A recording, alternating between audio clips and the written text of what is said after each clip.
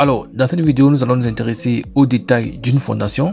Je tiens à rappeler que pour ceux qui sont intéressés, ou encore pour ceux qui n'ont pas suivi notre dernière vidéo qui parlait de comment est-ce qu'on fait les détails d'un plancher de fondation avec le logiciel Archicad, ou alors comment est-ce qu'on fait un plancher de fondation tout simplement, il y a juste le lien dans la partie descriptive de la vidéo. Donc je vous invite à cliquer sur ce lien et à suivre l'intégralité de la formation. Donc c'est pas compliqué. Donc suivez la vidéo jusqu'à la fin. Donc maintenant ici vous vous rendez compte qu'ici on a ce qu'on appelle un mur, c'est-à-dire qu'ici on a un mur d'élévation.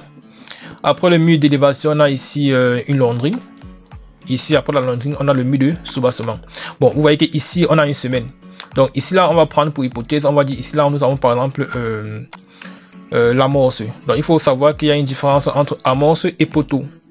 Lorsqu'on parle d'amorce, l'amorce c'est tout simplement un poteau enfui en fondation. C'est-à-dire que c'est le poteau qui quitte directement de la semelle. Donc voici ma semelle ici. J'ai fait une coupe sur ma semelle. Après ma semelle, j'ai un poteau qui monte et on va piler ce poteau sur l'amorce. Donc l'amorce c'est tout simplement un poteau en fondation. Et après l'amorce, on va faire ce qu'on appelle un chaînage, qu'on va appeler généralement une laundrine. Donc c'est cette laundrine-ci qui va ceinturer la fondation. C'est ça maintenant qui va permettre à ce que le bâtiment ou encore la fondation de votre édifice reste debout. Donc cette laundrine-ci, elle va ceinturer votre bâtiment. Et vous voyez qu'ici en dessous de ma semelle, il y a ce qu'on appelle généralement un béton de propriété qui peut avoir une épaisseur d'environ 5 cm. Donc le béton de propriété, c'est lui qui va permettre de séparer le béton de la terre. Donc il va éviter à ce que, il va faire ce que le béton de la semelle ne soit pas directement en contact avec le sol. Et c'est très important de pouvoir réaliser tous ces petits détails ici lorsque vous faites un projet de construction. Donc voilà un peu comment est-ce qu'on essaie de gérer un détail d'un plancher.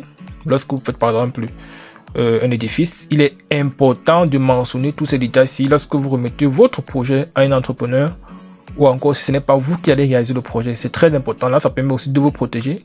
Si le client, par exemple, a défini un budget de sa maison et que vous avez, par exemple, mentionné tous ces détails-ci, l'entrepreneur, lui, quand il va réaliser, il saura que, en fait, voilà comment cela se passer. Mais si vous ne mentionnez pas tous ces détails-ci, l'entrepreneur, vous devez savoir que le but premier d'un entrepreneur, c'est d'économiser au maximum.